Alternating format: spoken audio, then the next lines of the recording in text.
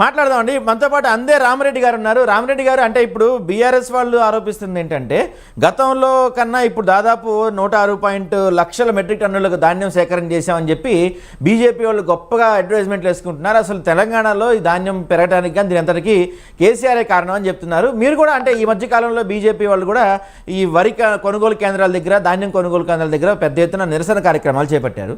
So గ్రౌండ్లో పరిస్థితి ఎలా ఉంది? అంటే రైతుల నుంచి ఏ విధంగా వాయిస్ వినపడుతుంది మీకు? అవునండి, గ్రౌండ్ లో పరిస్థితి చాలా దారుణంగా ఉంది. రాస్తా రోకాలు ఇవన్నీ జరిగినాయి. ఒడ్లు ఈ అకాల వర్షాలు అంటే ఈ టైంలో వస్తుంటాయి. ఇంతకుముందు ఒక 20-30 ఏళ్ళ కింద అంటే మనకు ఎప్పుడు ఎక్కడ వర్షం పడుతుందో చెప్పే పరిస్థితి లేకుండే. ఇప్పుడు స్కైమెట్, ఇండియన్ మెటీరియల్ ఇలాంటి ఎన్నో ఉన్నాయి. ఈవెన్ గంటల వారీగా చెప్పే పరిస్థితి కూడా ఉన్నది. అది తెలుసు వర్షాలు వస్తాయని. కానీ కావాలని కుట్రపూరితంగా చాలా మొత్తం నెల 15 రోజులు కొనకుండా దారుణంగా చేశారు. రైతులను నిండా ముంచారు.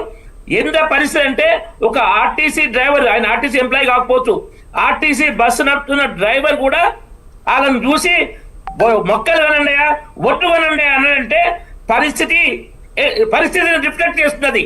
ఆయన మీద ఏదో చేద్దాం, సస్పెండ్ చేద్దామని కొంతమంది నాయకులు స్టేట్మెంట్ ఇస్తే వాళ్ళకి తెలిసి వచ్చింది అంటే ఆయన ఆర్టీసీ ఎంప్లాయీ కాదు, ప్రైవేట్ ఎంప్లాయీ, మనం సస్పెండ్ చేయలేము కాబట్టి మేము సస్పెండ్ చేయము, ఆయన మంచి పని చేసాడు అని మళ్ళీ ఉల్టా చేంజ్ చేశారు.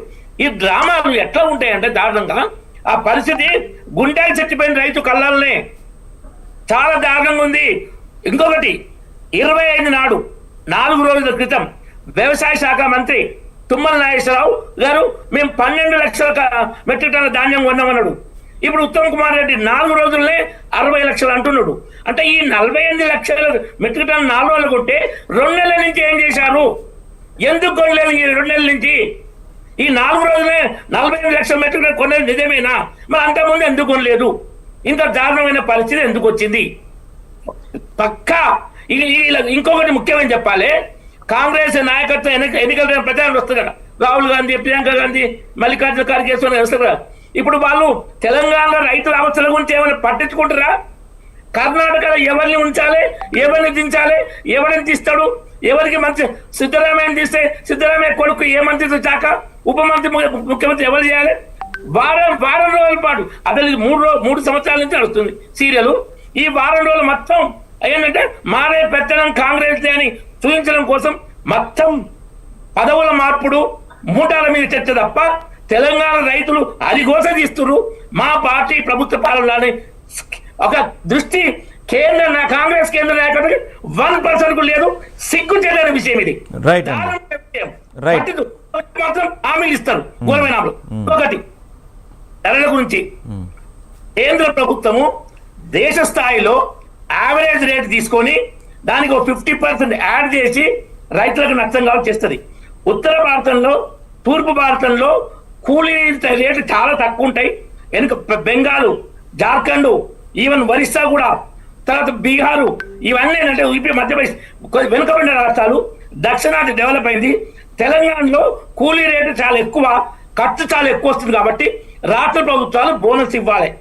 ఇక్కడ ఏ డిఫరెన్స్ ఆఫ్ కాస్ట్ పడుతుందో కేంద్ర ప్రభుత్వం దేశం యావరేజ్ తీసుకొని 50% ప్రాఫిట్ కింద బట్టి ఇస్తుంది.